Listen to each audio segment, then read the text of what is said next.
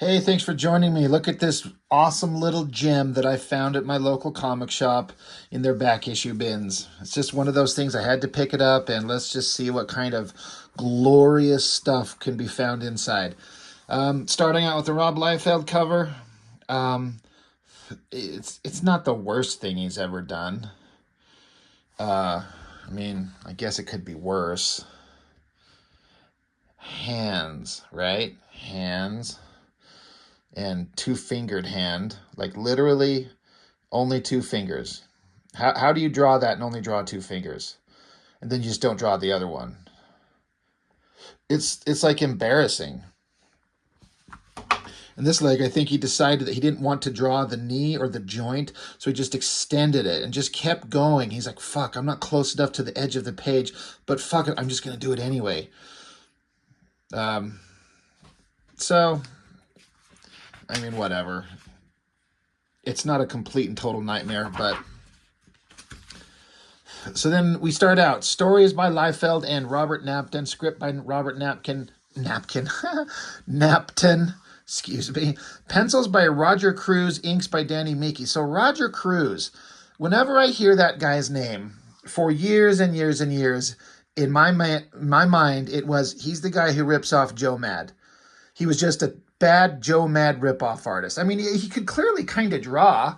Like, there's only so much ripping off that you can do. You still have to fill in backgrounds and details and all that type of stuff, even if you're ripping off, like, a pose or a figure or even just an art style.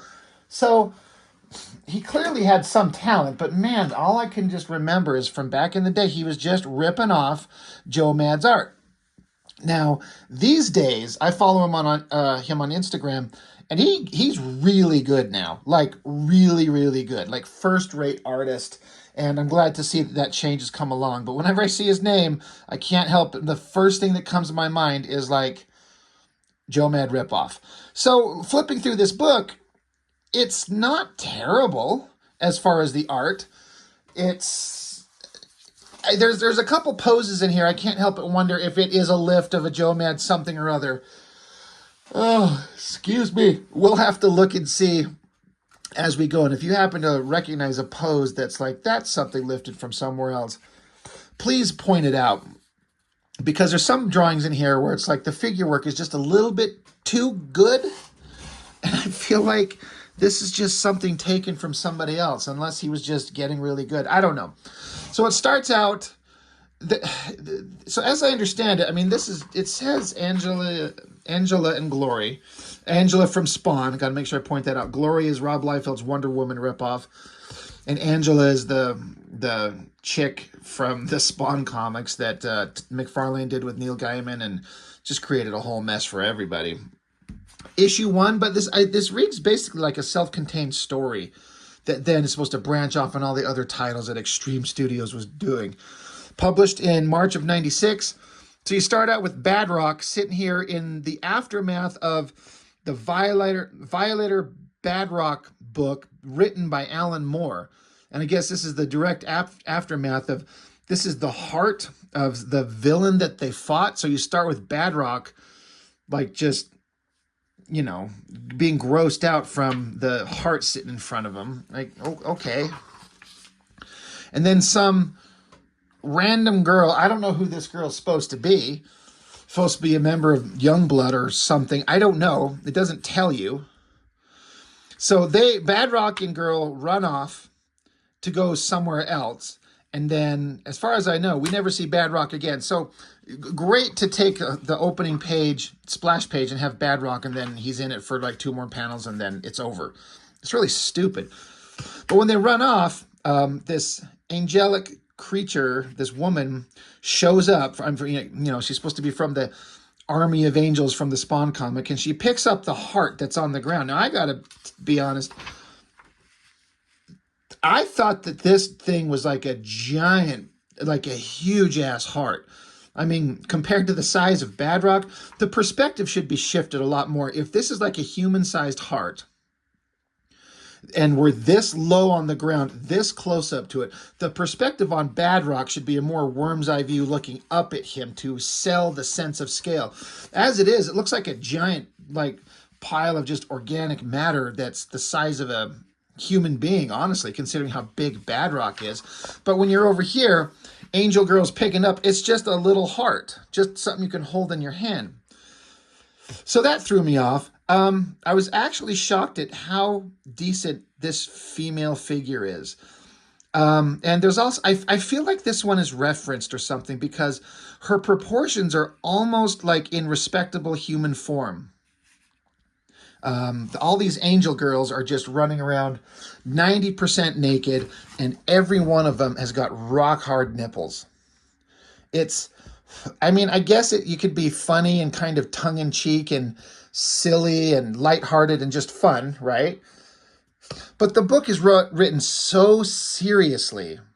Like, there's no sense of humor about it. So it just, I don't think a balance is struck where it works. It's kind of embarrassing when you just draw rock hard nipples on every female character in the book. You think I'm exaggerating? Look over here. See that girl? Rock hard nips. Same right there. So, I mean, I'm all about drawing female figures. I do it quite often. In fact, just last night, on a live stream I did, I drew this figure right here.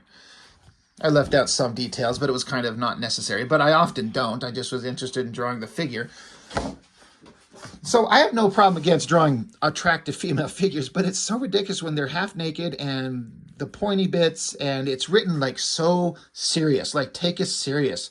They're trying to follow in the steps of Alan Moore because he wrote some of these other books, and it just, I don't think the balance is struck that makes it work. It just, to me, comes across as ridiculous. But a lot of people are like, no, it's just fun. It's just silly comics. Like, oh, okay, great.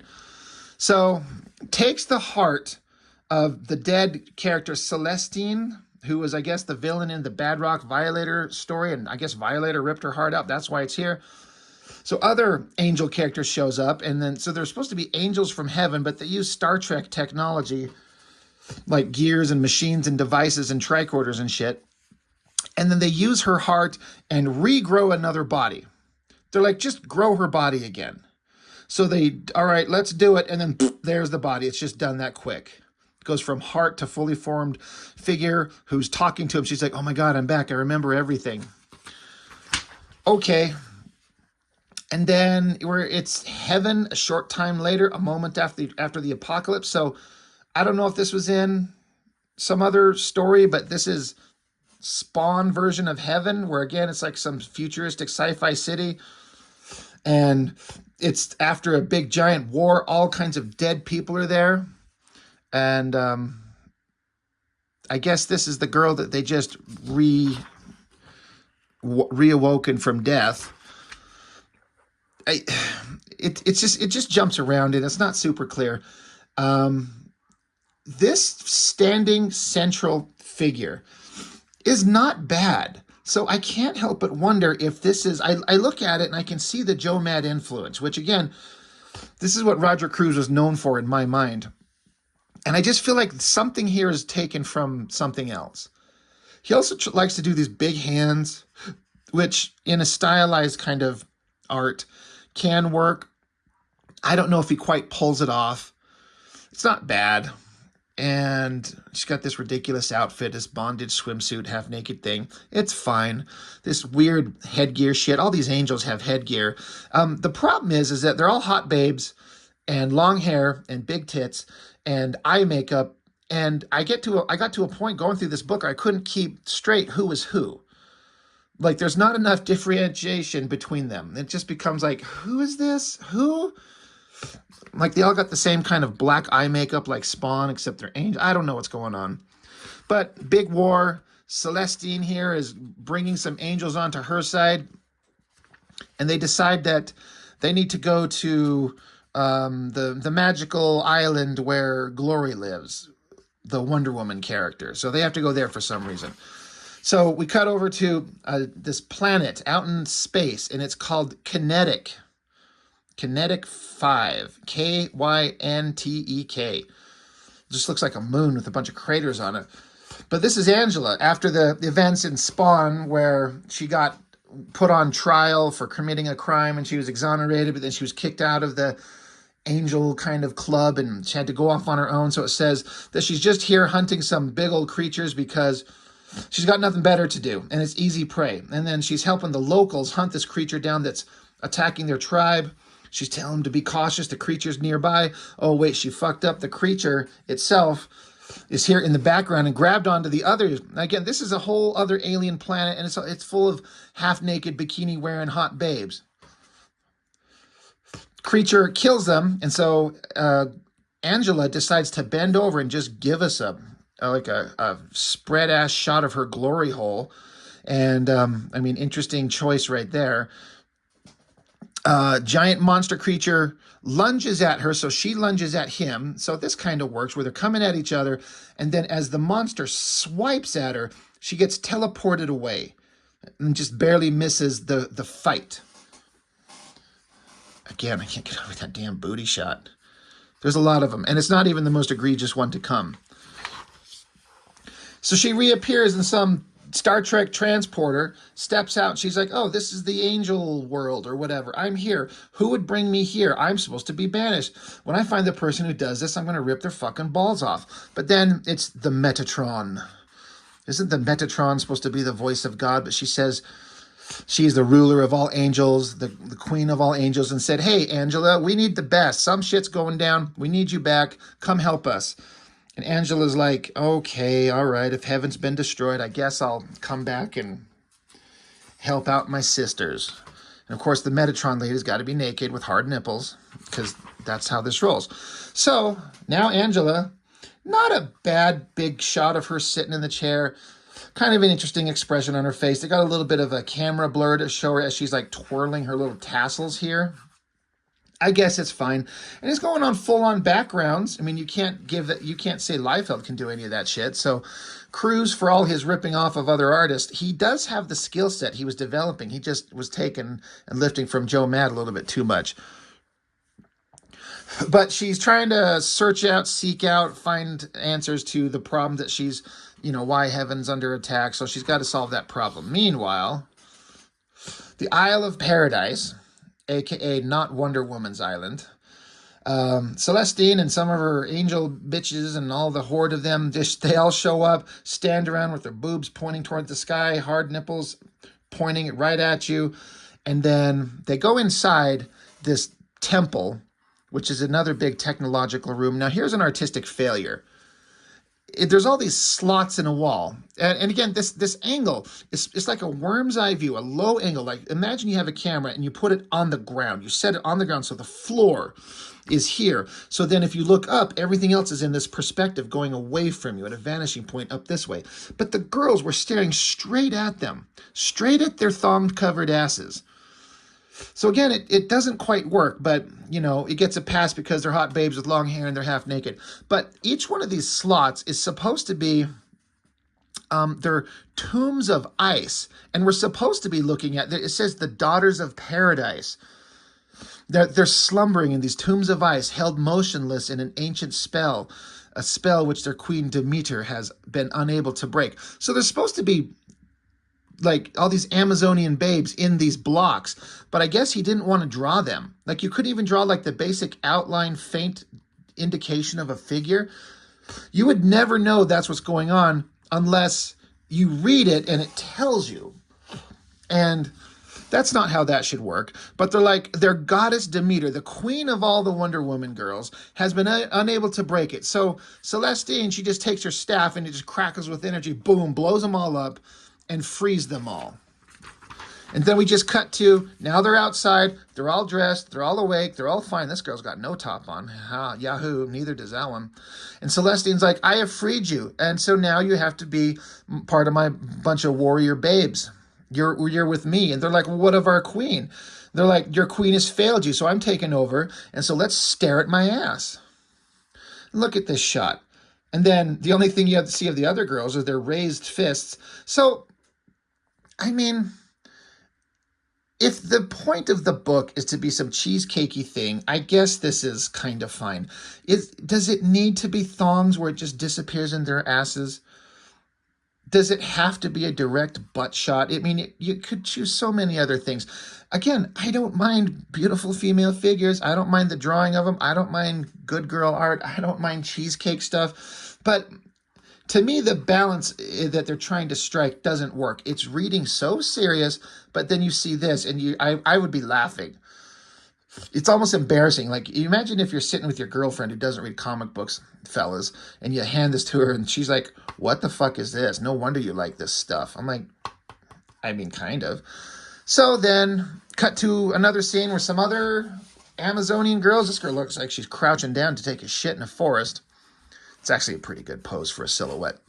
And they're like, we need to find Glory. She needs to come save us from this evil angel that showed up and taken over the minds of a bunch of our sisters. Meanwhile, we cut to Glory, even though I didn't know this was her. I had to like turn to the next page. I'm like, well, who the fuck did we just cut to? And of course, she's naked in a tub. Her giant silicone-infused boobies are, at least the nipples covered. But even this big leg on the back side feels like it's out of proportion. Look at her giant mutant hand, and she's got claws. I guess they're supposed to be nails, like, you know, long fingernails. But it's just, they're going for sexy. I appreciate it. Roger Cruz is, I think he's doing a better job than a lot of the other Extreme guys. Fraga at this era is not going to do this good. Marat is not going to be this good. John Stinsman is not this good. So I'm complaining about it, but it's also kind of the better of the group, honestly. I don't know how much work Roger Cruz did for these guys, but, you know, as much as there's a lot of Joe Mad ripoff stuff going on, I can see it in these eyes, these nose, these faces, total Joe Mad stuff. But it's still better than the other guys. So Glory, she gets some kind of communication in the form of a swirling energy mass that forms a face, and they're like, hey, we need you to come back. We're being attacked. We need your help. Come protect us. So she stands up, and she's just dressed in one of the worst costume designs ever made. I did a review recently, not too long ago, on the one issue of a Glory reboot that they did with Alan Moore writing it and Brandon Peterson on art. And man, is that book just light years ahead of this in terms of making the character design make sense, make it interesting, still make her sexy and beautiful, but without being kind of embarrassing. So she's like, all right, I'm going to go back to the island and I'm going to rescue my sisters, blah, blah, blah. So then it just switches up to a shot of her in the lagoon of the water, jumping out, flicking her hair like sexy pose, like swimsuit, Sports Illustrated swimsuit issue type shit. And then she's there crouching down again like she's going to take a shit in the pool or something like that. And so she goes running around, but then suddenly she gets, Angela shows up. Angela's just there and got a knife at her throat saying, hey, where is Celestine? She's taken over everything. Angela just assumes Glory's part of the takeover. And so Glory doesn't take any of that shit, so flips Angela over onto her ass and then puts the knife to her throat and says, no, I'm not part of that. I'm separate. I'm here to free my sisters. And so they decide to have like a hot babe team up, which, yay, let's do it. Action and movement there is kind of not bad. They got this little motion blur thing going on to show the movement of her leg. I guess it works.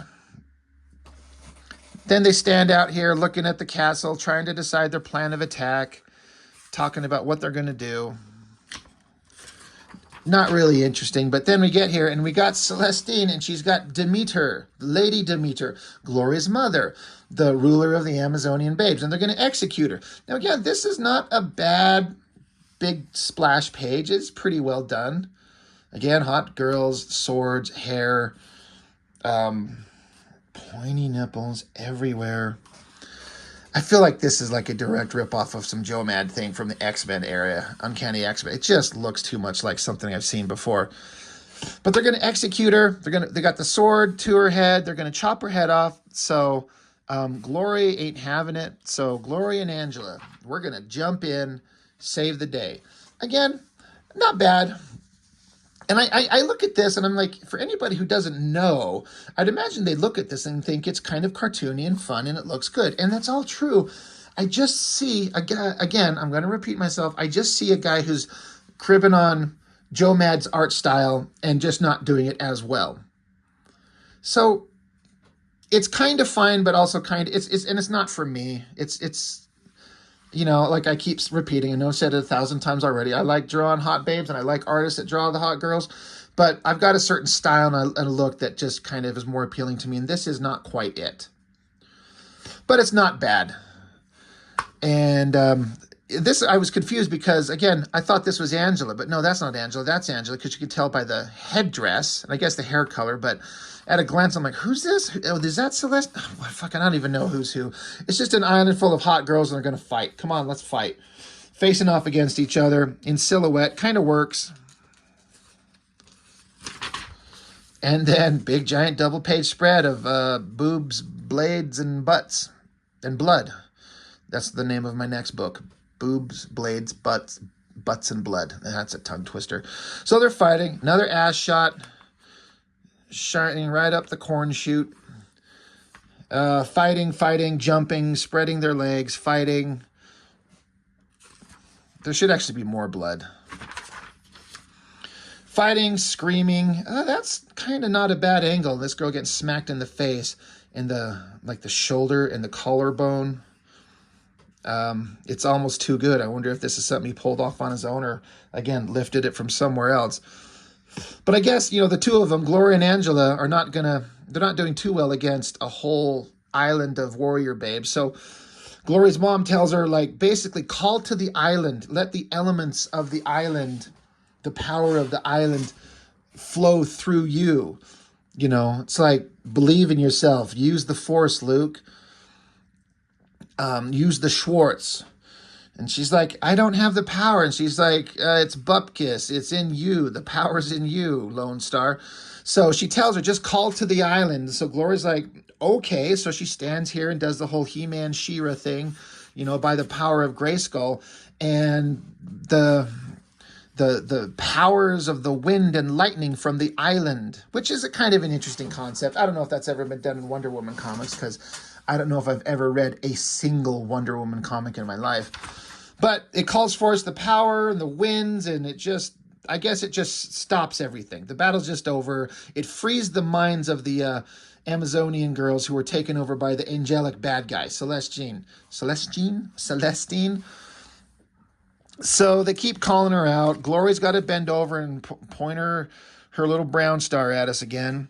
And they're like, it's just all resolved. It's just done. And Celestine's angry and yelling, and fuck, where does she even go? She just says she must flee.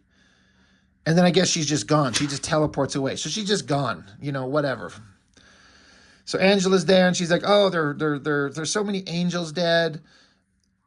And then the angels have a fucking satellite mechanical space station that they're on. That's where Celestine went. There she is.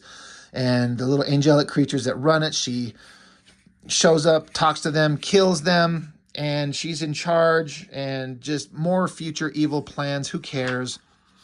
And then we cut to this stupid government skis ball in the Youngblood universe named Kiever. And they're talking about this space station. It disappeared a long time ago, but it's back, and we don't know what's going on. They're like, all right, scrambled Youngblood. Oh, that's how it ends. Okay. And then it's the Rage of Angels continues in Youngblood 6, Team Youngblood 21, Glory number 10, and Maximage number 4. Sure, we'll collect all of those. I've got Youngblood 6 for sure. I don't think I've got any of these others. And then that god-awful Captain America Rob Liefeld shit. And then Hot Girl cosplaying as Glory. So anyway, I mean, it's for the kids, right? I don't mind the concept. Again, I don't know. I should just shut up. I'm just saying the same thing over. Hot girls running around fighting. If you got a really good artist, I'll kind of forgive a terrible story. And Roger Cruz is not bad, but again, he's just kind of doing too much of a little bit of a rip-off of Joe Mad for me to really enjoy it. It's better than Liefeld. So that's that. Kind of curious if you guys out there, have you read this? Have you seen it? What do you think of that? It's not the worst thing ever to come out of Extreme Studios, for sure. Just kind of silly. So I saw it there at the comic shop in their back issue bins and had to grab it, and here we are. Now it's gotten some use for the first time in its life. So that's all I've got for now. Thank you for watching as always, and remember, go make your comics. See ya.